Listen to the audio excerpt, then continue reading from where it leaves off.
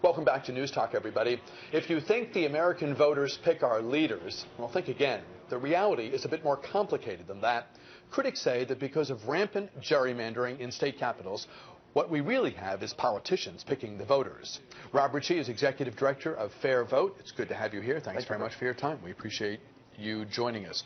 We'll talk in a moment about the proposal that you discussed, that you put forward in the pages of the Washington Post yesterday. It's very local in a sense, but if replicated, if it caught fire, so to speak, we could see significant reform take place across the nation. We'll get to that in a second. Talk, if you would, first about gerrymandering. Describe for the average person what it is, how and why it takes place. Right. Well, the first thing to remember is that the way we elect Congress, the House of Representatives, is there's one person representing each area. So that's not a constitutional mandate, it's a statutory decision. But it means that one person will represent 100% of people, and a lot of people might not really want that person, but if the majority does, then that's the outcome. And so any district that gets to be to a position where it's about 55% or more for one party becomes pretty safe for that party because we're so partisan and polarized these days. So these days, with the technology we have, the computers we have, and the voter predictability we see, it's not that hard for those who are drawing those district lines, which are not just a natural thing. No. They're created to try to figure out what they want the outcome to be. And they've gotten very, very good at it. And we've gotten to the point that we actually made projections 2 days after the 2014 elections, which was actually more than 2 years before the 2016 elections. In almost 90% of races, we called the final outcome using the same methodology where we actually have gotten 699 of the last 700. So we almost never miss, and that many districts are safe. And many of those are drawn by legislators protecting their own. A lot of times it focuses around where an incumbent lives. And you'll have incumbents go to the state capitol and schmooze all these state delegates and state senators, act like they're best friends with the people, really when all they want is a district drawn for them that is if the person's Republican, they want a GOP performing district, maybe 55, 56, if they're lucky, 58% of the time. If they're a Democrat, they want that. This is something that happens at the state level, and both parties do it. That's right. We absolutely see both parties do it. They're often sort of sweetheart deals sort of between the incumbents of both parties. When one party runs the show, they can kind of stick it to the other party. So there's sort of those two kinds of gerrymanders. And then also there's like what they do for the state legislative districts, which are their own districts, which, by the way, virtually half, about 2 in 5, are uncontested.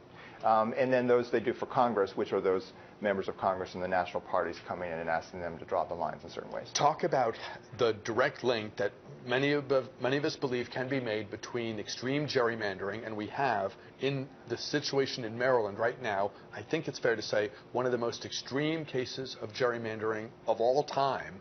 How you get from gerrymandered districts to partisan gridlock in Washington, D.C. on Capitol Hill.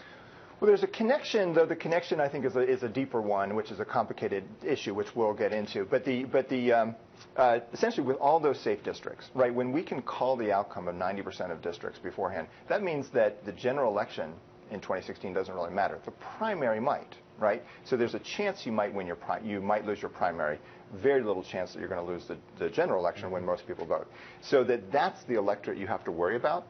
And as we're seeing in this year's primaries, those voters can be pretty out there sometimes, right? You're talking about the presidential primaries. The presidential primaries, right? Which is interesting, by the way. We haven't seen a single incumbent lose in the primaries because they're doing it in the House, because they're doing a pretty good job pleasing those same voters that are voting for big changes, like voting for Bernie Sanders in pretty high numbers, voting for Donald Trump and Ted Cruz. So you're saying there's significant pull to the right for Republicans and to the left for Democrats, meaning that over time we get farther and farther from the quote center. Exactly. And gerrymandering is a piece of it. The thing that's tricky is actually if we had a magic computer draw all the districts, we'd still have mostly safe districts, which is why the proposal we're going to talk about suggests we need to actually rethink the idea of one person representing each area. But you're right about that basic problem about the primary elected driving people farther away. No army unilaterally disarms in the middle of a battle if they hope to win. Explain why you think there's an opportunity for Maryland and Virginia to partner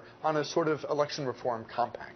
Well, the states happen to be almost political mirrors as far as what happened in 2011 and then what's happening right now. So back in 2011, the Republicans ran the show in Virginia. In Maryland, the Democrats ran the show, and they basically had a free hand to draw districts that really both protected incumbents pretty well, but also got a partisan edge, and so they got an excess of seats.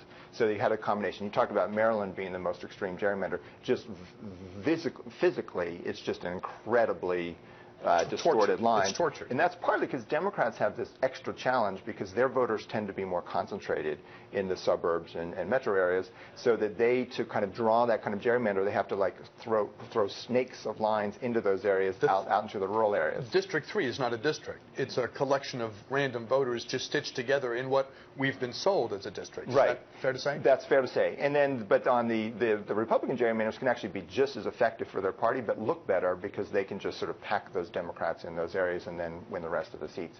But what's happened since then is each state has had their governor become the other party, right? So we have a Republican governor in Maryland, we have a Democratic governor in Virginia, who both would rather have different lines. They've both talked about redistricting reform. And so what is tricky, as you mentioned, that problem of the unilateral disarmament, if just Maryland made their system fair and Virginia didn't, then they're sort of sacrificing to Virginia some seats that they otherwise, or to the national. It would hurt Democrats at the national level in the U.S. Exactly. House. And the same thing if Virginia tried to do it on its own. So they can kind of mouth support for reform, but they don't really want to do it. However, theoretically, right, they could enter into an agreement to do this together for Congress, right? They could do it right now for state legislature, and that's just, that pressure should be kept on. For Congress, it's a different animal, and that's the idea of you can do a binding compact. Like I came here by metro. That's the product of an interstate compact between Virginia, Maryland, and D.C. So it's an agreement that runs the metro system. In other words, one state's reform would take effect only if the other states did. So exactly, and then it's a binding contract. They're fixed to it. Like one of them can't pretend to do it and then get out of it or something, because then the contract dissolves. So that they could both do something fair. What the proposal that I wrote about in the Post would do would not only allow them to negotiate over doing an independent process, which we think is a good step in the right direction, but give them tools which go beyond the single-member district. So that, say, Virginia used to have multi-member districts for its state legislature, meaning more than one person representing the district. In Maryland, we still have that largely. I have 3 members in my Maryland House. And then you can use what the Democrats use in the presidential primaries, which is a non-winner-take-all rule, a proportional rule. We have about 90 seconds left. Take us into what you think is the next potential thing that's worth looking at. So this is something that the gist of what it would do was that Maryland could almost guarantee fairness by doing its multi-member districts with this fair representation proposal. Virginia could too. It really wouldn't be however the lines were drawn, it would be really what the voters would do. And so you could really actually have a guarantee of a fair plan for both states. Congress has to confirm interstate compacts, and then they would also permit this use of multi-member districts. There's a bill that we're going to see in Congress to permit all states to do this soon too. So this is going to be a bigger conversation about both how to fix it with states doing deals together, but also how to fix it for all of us with a fair system of multi-member districts. We only have about 20 seconds left. Is there any chance that the governors will seize this moment that we might have to work together and show the nation a better system? I hope they do. They're right now kind of playing the politics within their state, but I think the next thing they should do, they should call each other and talk about it. Rob Ritchie is executive director of the organization Fair Vote. Interesting conversation, interesting topic. Your proposals online at WashingtonPost.com. Thank you so much for coming in. We'll step aside, back with more News Talk in a moment.